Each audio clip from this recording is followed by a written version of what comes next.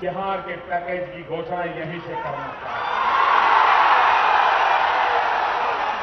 करो करो 50,000 करो कि ज्यादा करो,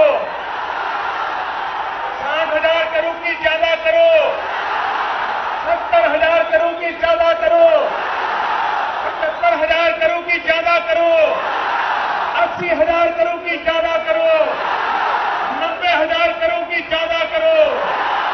तो आपको सोनम वांगचुक को छोड़ना पड़ेगा, और जब आप सोनम वांगचुक को छोड़ोगे तब आप देखोगे इसका कद 100 गुना बड़ा बढ़ चुका हो। जो आदमी सिंपल एक क्लाइमेट एक्टिविस्ट था, उसको रहने दो ना, एक्टिविज्म करने दो। दिल्ली में नहीं करते लोग, हर जगह करते हैं। आप उनको पकड़ के जेल में डाल देते हो क्या? मैं अभी भी बोल रहा हूं, वक्त है, इसको छोड़ो। क्या ना, आपको जो फास्ट करना है करने दो, कोई दिक्कत नहीं है। आप लद्दाख को स्टेट डिक्लेयर करो, एक मोटा पैकेज, वहां पे स्कूल, वहां पे हॉस्पिटल्स, वहां पे जो भी चीजें लद्दाखियों को चाहिए, ठीक है ना, आप वहां पे उनके लिए आप करवाइए। आपके पास पैसे की कमी नहीं है, कुछ नहीं बिगड़ा अभी, सब ठीक है।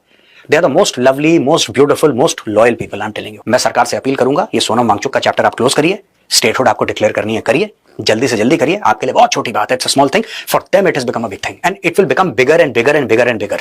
Ladakh is a hyper sensitive state, hyper sensitive area है।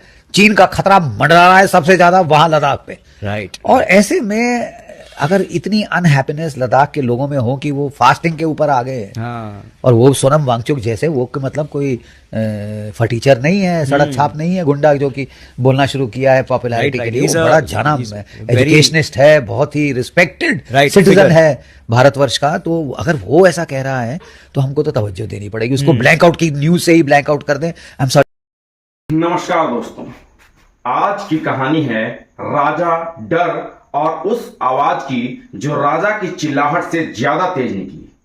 कहानी कुछ वैसी ही है जैसे पुरानी पौराणिक कथाओं में होता है। जब कंस ने कहा था कि कोई 8वीं संतान उसे मार देगी, तो उसने हर बच्चे को मारना शुरू कर दिया था।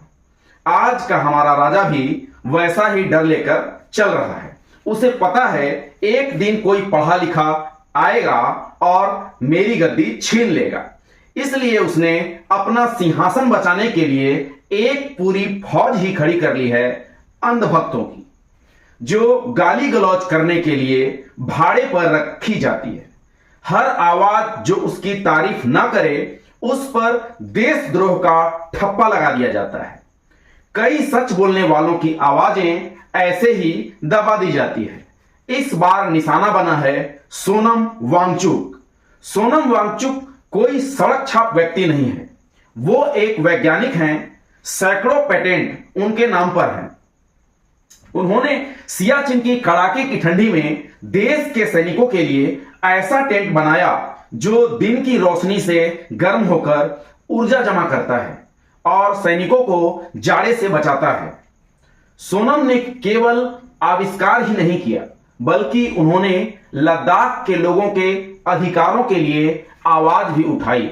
उन्होंने हक मांगा, न्याय और सम्मान मांगा, पर राजा को ऊंची आवाज पसंद नहीं आई।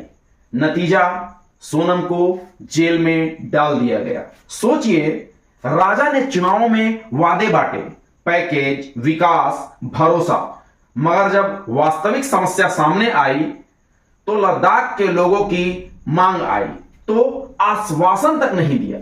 राजा खुद से जो दे दे वो रख लो, मगर राजा से कुछ मांगा जाए तो उसके अहंकार को ठेस लग जाता है।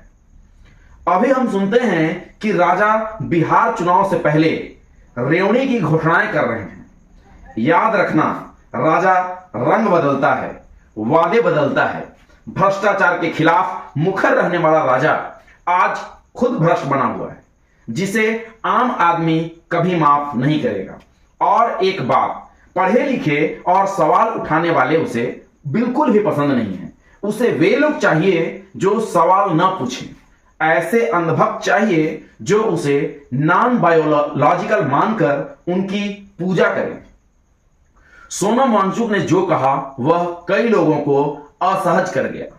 उन्होंने बताया कि एक उद्योगपति मित्र की नजर लद्दाख पर है और सोनम उस रास्ते में रोड़ा बने हुए हैं। तब क्या हुआ? उस सच्चाई को दबाने की भरपूर कोशिश की गई और जब आवाज तेज हुई तो उसे देशद्रोही या विदेशी एजेंट कह दिया गया। याद रखिए, यदि वह मुसलमान होते तो राजा का वही तंत्र पहले ही पाकिस्तानी एजेंट कहकर उसे किनारे कर चुका होता। पर वांगचुक तो साफ साफ देशभक्त हैं, उनका रिकॉर्ड तो यही दिखाता है। उनकी पत्नी गीतांजलि ने बताया कि सोनम ने पिछली बार भी बीजेपी को ही वोट दिया था, फिर भी उनकी जरूरतें पूरी नहीं हुई। छठी अनुसूची से लेकर विधानसभा तक जो भी वादे थे वो पूरे नहीं हुए, और जब लोग संवैधानिक तरीके से आवाज उठाते हैं तो उन्हें दबा देना राजा की आदत बन गई है। निराशा का परिणाम क्या होता है? अनशन और हड़कंप और फिर दुर्भाग्यपूर्ण घटनाएं, भाजपा कार्यालय में आग और उसमें हुई जनहानि। इस पर विपक्ष ने सवाल उठाए हैं। क्या देश सेवा का यही सिला है? क्या इनकी आवाज दबाकर न्याय मिल सकता है? हमारी मांग साफ है, लद्दाख में हुई हिंसा की निष्पक्ष और पारदर्शी जांच हो और दोषियों को कड़ी से कड़ी सजा मिले। मैं सरकार से पूछता हूं, आप लद्दाख के लोगों का क्या करेंगे?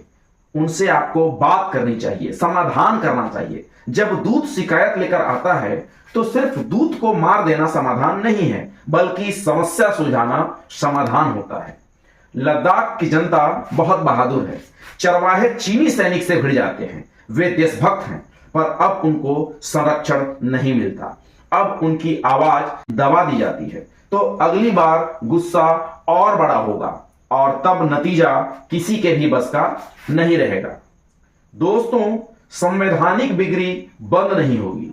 कई तानाशाह आए और कई तानाशाह गए, पर संविधान की ताकत बनी रही। कुदरत का न्याय भी बदलता नहीं। अतिशय दबाव से कुछ भी स्थायी नहीं रहता। अंत में दो बातें। पहला, सोनम वांगचुक जैसे नागरिकों की आवाज को दबाना देश के लिए ठीक नहीं है। उन्हें सुनो, उनकी मांगों पर काम करो, स्टेटहुड, बेहतर स्कूल, अस्पताल और सुरक्षा दो। ये छोटे छोटे कदम नहीं है, ये उनकी गरिमा और सुरक्षा है। दूसरा, अगर आप जनता हैं तो सवाल पूछो, जवाब मांगो और शांतिपूर्ण तरीकों से अपने हक के लिए खड़े रहो। संविधान हमारा सबसे बड़ा हथियार है, उसका इस्तेमाल करो। फिलहाल मेरे साथ इतना ही। चैनल को सब्सक्राइब कीजिए, वीडियो को शेयर कीजिए ताकि ये आवाज और लोगों तक पहुंच सके। जय हिंद, जय भारत।